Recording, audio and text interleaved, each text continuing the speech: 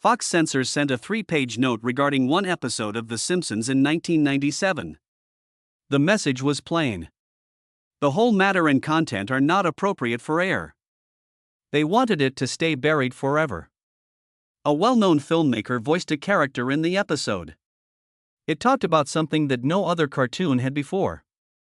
The Fox Standard staff said that every scene was a concern. But the writers didn't listen to any of the warnings. Even so, they finished the show in the hopes that things would change. Everyone was surprised by what happened next. The banned episode won awards for television. But take a good look at what Fox sought to hide. The Simpsons' full-length premiere in December 1989 wasn't silent. It came in with yellow skin, 4 fingers, and a family that didn't act like families on TV were meant to. Bart didn't listen. Homer didn't take the lead. Marge was worried. Lisa asked. Maggie simply looked. It wasn't soft. It wasn't sweet. It was noisy and chaotic, and some people felt pretty uncomfortable about it. Bart Simpson had already become the most prohibited kid in America by 1990, just a year after he first appeared. Principals believed he was infecting pupils with disdain and that he didn't belong in their halls. Schools started banning t-shirts with his face and statements like "I'm Bart Simpson. Who the hell are you, and underachiever and proud of it, man." One person said he couldn't fit in with a polite environment. Someone else complained he taught the wrong stuff. They didn't want to deal with kids who quoted Bart when they were in detention. But when the adults got louder, more youngsters listened, which made the pushback even stronger. The White House even got involved. The First Lady, Barbara Bush, didn't hold back. She said in an interview in 1990 that The Simpsons were the dumbest thing she had ever seen.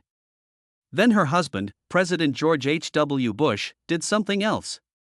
He claimed he wanted families in the United States to be more like the Waltons and less like The Simpsons. That one line started a quiet conflict. Bart said, "Hey, we're just like the Waltons. We're praying for the end of the Depression, too." The show responded with a segment that was quick, humorous, and nasty. And just like that, The Simpsons had made enemies all the way to the top. But the critics didn't know that the anger wasn't damaging the show. It was making it stronger. Creator Matt Groening later said, "The early seasons had no sacred cows. Nothing was off limits. If something looked too perfect, too fake, too clean, they poked it. And America kept watching." Even Fox, the network airing the show, kept its distance in some ways. The Standards and Practices team, also known as the censors, were constantly watching. Usually they just asked for small changes, tone down the profanity, tweak a word here or there. But sometimes the writers went too far and they knew it. One moment that crossed a line came in 1992 during Season 4 with an episode called A Streetcar Named Marge. It was a musical parody of the Tennessee Williams play, and in it was a song about New Orleans. The lyrics described the city as home of pirates, drunks, and ... and the city that care forgot. The moment it aired, New Orleans erupted. City officials were furious. Residents wrote letters.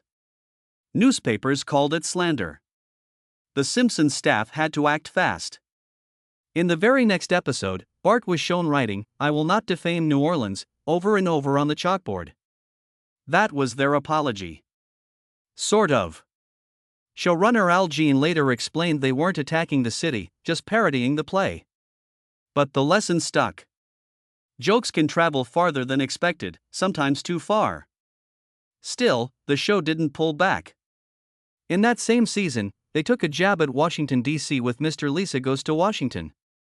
The episode showed Lisa getting disillusioned with politics after seeing corruption up close. It hit hard. Some people in real-life politics weren't happy, but the writers didn't care. Producer Mike Rice later said that anytime The Simpsons traveled to another city, another country, that place would get angry. It became a pattern. The Simpsons went somewhere, made a joke, and someone got mad. But the audience kept growing. The jokes weren't cruel, but they were sharp. And they always pointed up, never down. What made it all more bizarre was that this wasn't a gritty HBO drama or a late-night roast. It was a cartoon, a primetime cartoon with kids in the audience. A cartoon that by its fourth season had already taken swings at schools, presidents, entire cities, and even foreign governments. And all of it was wrapped in bright animation and that familiar Do theme song. But under the yellow paint was something smarter. The Simpsons wasn't just making fun of America. It was holding up a mirror. And what people saw in that mirror often made them uncomfortable. That's why the backlash kept coming. But even as it won awards and became a staple of Sunday nights, the show was constantly pushing up against the edge of what the network would allow. One episode nearly didn't air at all. It was called Homer's Phobia, and it quietly tried to do something no animated show had done before. Talk about homophobia and do it through the eyes of Homer Simpson. The story seemed simple. Homer meets a man named John, voiced by filmmaker John Waters. He's funny, charming, and openly gay. At first, Homer doesn't notice, but once he figures it out, he panics. He starts acting strange, worried that John might somehow influence Bart. It's clumsy. It's awkward. And it's exactly the kind of reaction people had in the real world back then. But by the end of the episode, Homer is forced to see past his own fear. John saves him. The moment is honest. The message is clear and it's funny. The episode would go on to win an Emmy. It won a GLAAD Media Award. People still talk about it today, but at the time, Fox tried to stop it. The censorship memo didn't ask for a few changes. It slammed the entire concept.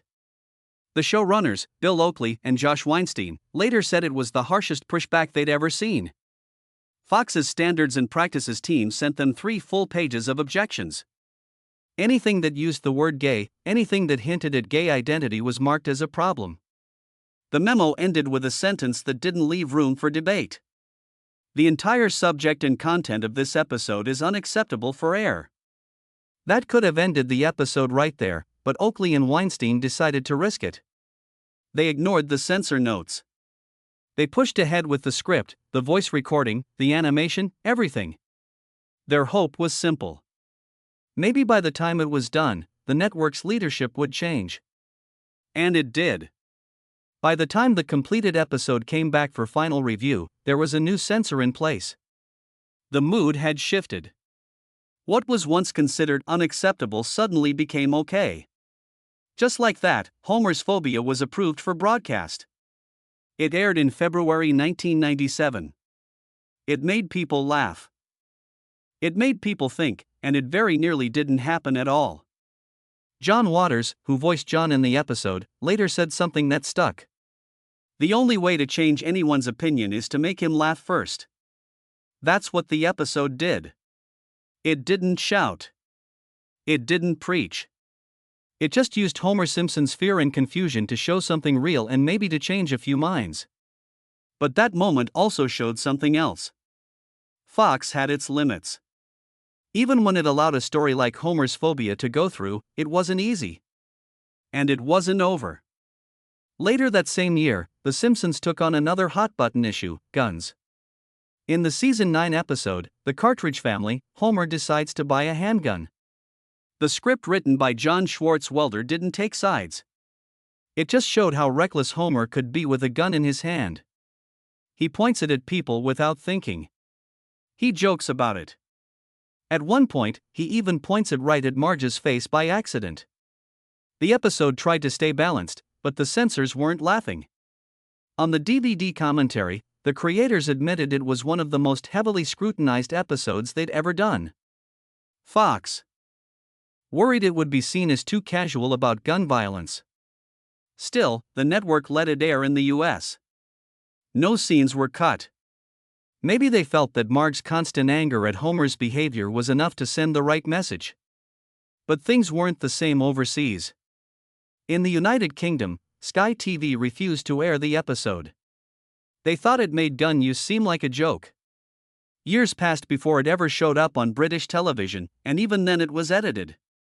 The final gag, where Marge keeps Homer's gun in her purse and winks at the camera, was removed. In the UK version, it's clear the gun is gone. In September 1997, The Simpsons opened its ninth season with an episode that felt fun and harmless at the time. It was called The City of New York vs. Homer Simpson, and it showed the whole family heading to Manhattan to find Homer's car, which had been booted in front of the World Trade Center. The episode was filled with silly jokes about the Twin Towers, how long the elevator lines were, how crab juice was the only drink around, and even a throwaway insult where someone told Homer that all the jerks are in Tower 1. It didn't feel like anything serious.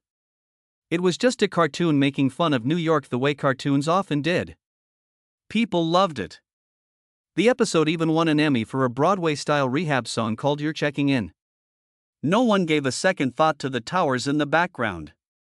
But then everything changed. On the morning of September 11, 2001, the World Trade Center collapsed after the deadliest terrorist attack in American history. Almost 3,000 people died. And suddenly, a Simpsons episode where Homer goofs around at the foot of the Twin Towers didn't seem funny anymore. Within hours, Fox pulled the episode from syndication. It was gone from reruns, pulled from rotation, and quietly shelved. Nobody on the Simpsons team fought the decision. Showrunner Al Jean said there was no point arguing about it. The jokes that once got laughs would now only cause pain. It stayed off the air for 5 years. When it finally came back in 2006, it wasn't the same. They had cut out the Twin Tower scenes, edited lines, and removed the jerks in Tower 1 bit completely. The cleaned-up version became the only one shown on TV. The original stayed buried, but that didn't stop the internet from digging. A few fans noticed something strange in one scene. There was a brochure that read New York 9 with the Twin Towers standing right next to the number. When you looked at it quickly, it looked like 9/11. People started claiming The Simpsons had predicted the attacks.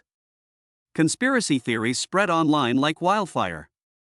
Aileen called it bizarre and completely accidental.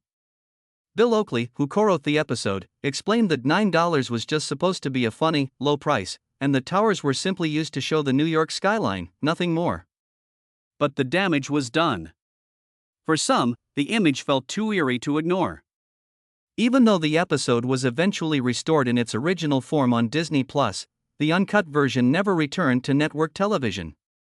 The towers had become too painful to show. And that episode, once loved and awarded, now lived in the shadow of a national tragedy. But it wasn't the only time The Simpsons had to step back because of real-world events. Just months before September 11, in February 2001, the show aired an episode called Day of the Jackapes. In it, Sideshow Bob hypnotizes Bart and turns him into a suicide bomber to kill Krusty the Clown. Back then, the idea of brainwashing or suicide bombing still felt like dark comedy. But after September 11 and after other global attacks, that kind of joke started hitting too close to home. In the UK, Sky One banned the episode completely starting in 2002. It didn't air again until 2004. It took 2 years for the network to feel ready to put it back. And when it did return, the context had changed. Viewers no longer saw it as a joke. They saw the risk of real children being exposed to something too raw, too soon. Even years later, small things caused big reactions. In 2014, the episode The Wreck of the Relationship became the first Simpsons episode to get a TVMA rating in the US, meaning it was considered unsuitable for anyone under 17. The reason, a minor character briefly gave the middle finger, and a bong was shown on screen. It wasn't graphic. It wasn't violent. But after years of post-911 sensitivity, even a small moment like that triggered a stricter warning. Fox didn't want to take chances. They labeled it with the highest possible rating just to be safe. Fans didn't understand it. Most of them thought the rating was way over the top. But it was a sign of the times. Tragedy doesn't just change people. It changes what people can laugh at. It changes what networks can show. It changes the meaning of jokes that once felt light and harmless. The Simpsons never meant to hurt anyone. But sometimes the world changes so much that even a cartoon has to stop and think. In 1995, Bart vs. Australia aired and things got messy. Bart's phone prank leads the family down under, and what follows is a flood of jokes about kangaroos, giant beers, and a chaotic parliament. The Aussies were not amused. Some found it funny, but others were furious. Newspapers called it offensive.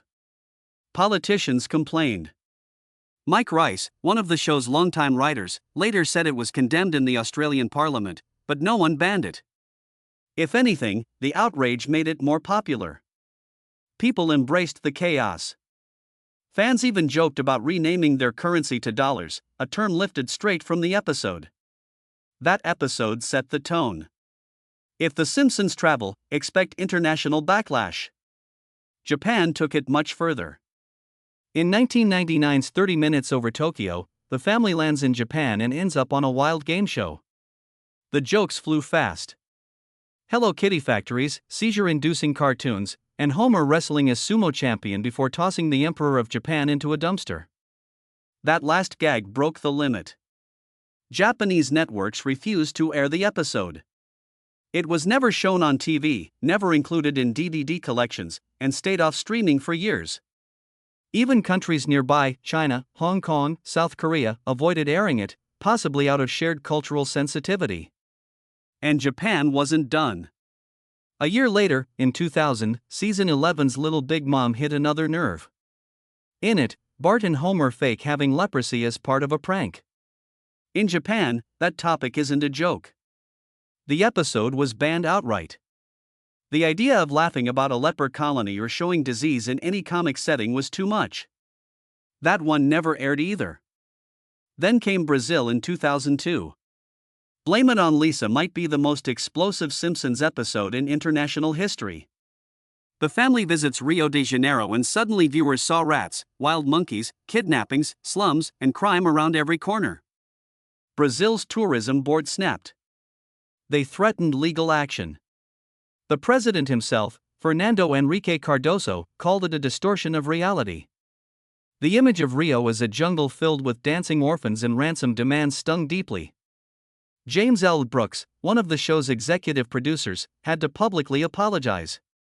Still, Brazil banned the episode from TV. For 10 years, it didn't air. When it finally returned in 2012, it came back edited. Some scenes were softened, others redubbed, monkeys vanished, kidnappings were toned down. It was still The Simpsons, but a gentler version for Brazilian screams. China's response wasn't just loud, it was structural. In 2005's Good Japan, The Simpsons traveled to China so Selma can adopt a baby. The episode jokes about Maodong being a little angel who killed 50 million people. It flashes a sign in Tiananmen Square saying, "On this site in 1989, nothing happened." It mocked communism, adoption rules, censorship, everything. China didn't just block the episode. A year later, they banned all foreign cartoons. During prime time. The timing wasn't subtle. Many saw it as a response to shows like The Simpsons pushing too far.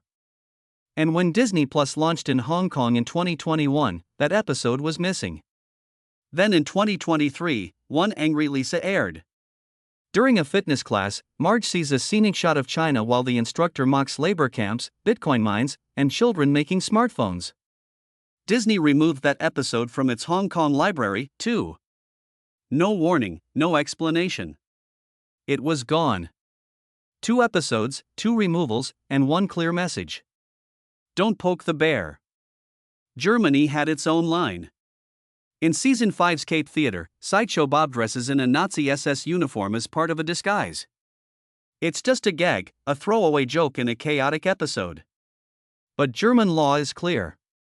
No Nazi symbols in entertainment unless it's serious historical work. The episode was pulled. For years, it didn't air on German TV. Eventually, an edited version was allowed. The joke was cut. The rest stayed. Italy had a different problem. In 2017's Halloween special, Treehouse of Horror Kaiso, Homer eats himself bit by bit. It's gore played for laughs. Italy found it revolting. They banned the episode for 2 years. It only aired late at night in 2020 after quietly slipping onto streaming platforms. New Zealand delayed another Halloween episode for showing a Kingsman-style church massacre parody. Their TV authority felt it was too violent for the early evening slot. It aired later under tighter ratings. Even the Czech Republic weighed in. In season 33, a maid Maggie parodied The Godfather. Maggie becomes a mafia godchild. There's a baptism scene in a Catholic church. Czech networks refused to air it. They didn't give a reason, but many guessed it was either the mafia content or the religious jokes. Sometimes the censorship didn't need to be explained. It was just understood. In Latin America, The Simpsons is a household name, but not all episodes survived the journey. In 2008's E Pluribus Vigum, a joke calls Argentina's former leader Juan Perón a dictator who tortured people. The line angered many, especially Peronists who viewed him differently. Networks pulled the episode across several countries. It wasn't until streaming arrived that the episode quietly returned. Disney Plus included it in Censored. The internet made banning harder, but it also made outrage faster. Over the decades, The Simpsons didn't just become the longest-running animated show in history. It became something bigger, a mirror for culture, a machine for predictions, and somehow a mythmaker. It started with yellow cartoon people in a small American town. But by the time the internet grew up, The Simpsons had started growing legends of its own. People didn't just watch it anymore. They whispered about it. And one whisper was louder than the rest. In 2010, a strange little horror story started spreading on forums. It was about a hidden Simpsons episode that never aired. People called it Dead Bart. The story claimed that during season 1, Matt Groening had written an episode where Bart dies. Not just a joke or a gag. He falls out of a plane and dies. Then comes a slow, surreal spiral as the family mourns at a graveyard, their faces twisted in grief.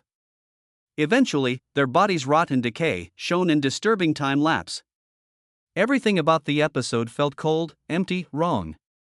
The post claimed that when someone asked Groening about Dead Bart at a fan event, he went pale, scribbled down a secret web address, and walked away. The story said the fan downloaded the episode from that link and saw it all. The lost footage, the rotting corpses, the unbearable sadness.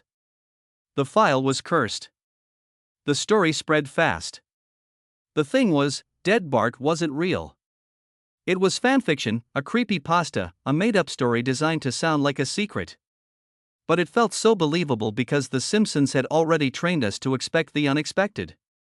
If any show had a forbidden episode buried in some Fox vault, this was the one. The myth spread everywhere. YouTube videos tried to reconstruct the lost scenes. Reddit threads analyzed the clues. And then in 2018, season 30 opened with an episode called Bart's Not Dead. It was a wink, a joke aimed straight at the rumor. Showrunner Al Jean confirmed it.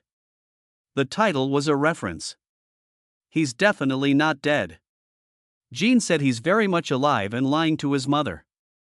That line killed the myth, but also kept it alive because once something becomes folklore, it never really dies. The idea of banned Simpsons content still hangs around. There have been real moments where Fox drew a line. A segment from the Cartridge Family had to be cut in the US because it made light of soccer hooligans. It showed up later on DVD. In The Simpsons Guy, the crossover episode with Family Guy, there was a joke where Quagmire assaulted Marge. Fox refused to air it. The scene was too dark, too off-brand, too far. Seth MacFarlane was reportedly furious. But Fox didn't budge. They knew what The Simpsons meant to people. They had to protect the brand, even from its friends. Then there was Myanmar. When The Simpsons movie came out in 2007, it was banned in Burma. Not for anything said or done, just for the colors. Yellow and red together were linked to rebellion. The ruling Huna didn't want them on screen. The whole movie was blocked. It sounded like satire, a government banning a cartoon because of colors, but it was real. The Simpsons had always made fun of censorship. Now it was living it. Even inside the writer's room, there were lines that couldn't be crossed. John Schwarzel once wrote a line where Homer says he'd have to sell his soul to the devil just to pay the cable bill. And God, I'd like to see that. Fox's censors shut it down. Too dark. Too close to the edge. Years later, the idea came back. this time in a Halloween special with Flanders as the devil.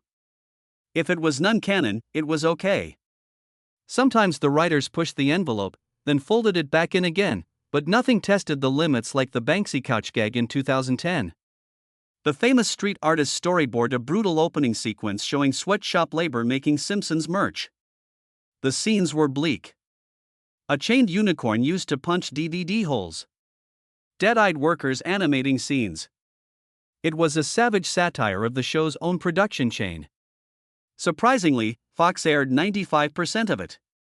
They only asked for tiny edits, no rice hats, no direct national symbols. Most of it stayed. People couldn't believe it. The Simpsons had mocked its own network and gotten away with it. Looking back, the show's long history feels like a map of changing times. In the early 90s, just showing a family that didn't get along felt like rebellion. Bart was banned from school t-shirts. The Bush family took public shots at the show. But by 1997, things had shifted. Homer's phobia introduced a gay character and almost got blocked by censors. It aired. It won awards. The rules were changing. By the 2000s, international backlash was common. A joke about monkeys in Rio made headlines in Brazil. A scene where Homer joked about strangling Emperor Akihito got banned in Japan. The Simpsons poked fun at everyone, but not everyone laughed. The show had always been fearless, but now it was causing diplomatic incidents. That didn't stop them. It only proved they were still doing something that mattered. After September 11th, the mood changed again. Old episodes that showed the Twin Towers were quietly pulled. Bart joking about being a suicide bomber was removed for a while. Some episodes had to carry stronger warning labels. What used to be edgy became dangerous. And yet, the show kept going.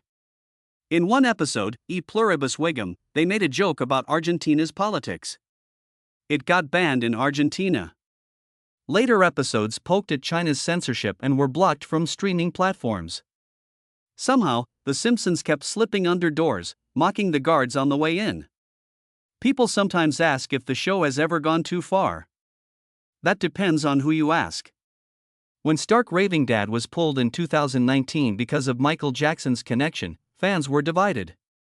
It had been a beloved episode, but the creators felt the world had changed. James L. Brooks said it wasn't censorship. It was them choosing to remove a chapter. It felt like burning a book, and he hated that feeling, but said it had to be done. That decision showed how even the creators were evolving. The Simpsons wasn't just a show anymore. It was a living document. And sometimes documents get edited. The legends, the bands, the deleted jokes. They all tell one story.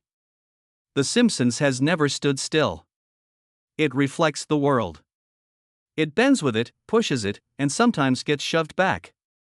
And in all those moments, real or imagined, aired or lost, it becomes more than just TV. It becomes the story of who we were, who we are, and who we're trying to be. Told by yellow people in a town that never ages. Where every couch gag still reminds us that anything can happen.